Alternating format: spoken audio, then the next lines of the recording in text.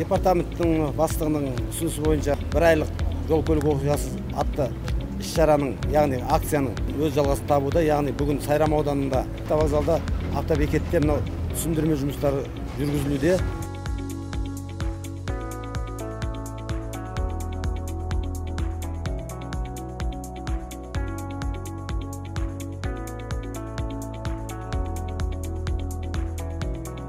Сонымен қатар азаматтардың жаңағы көкейтесті сұрақтарын шешу мақсатында қабылдау акциясы өткізілді.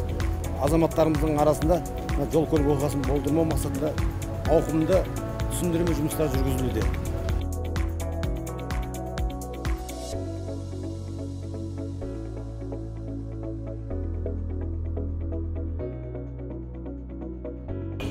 Жол қауіпсіздігін сақтап жүру керек, айда керек.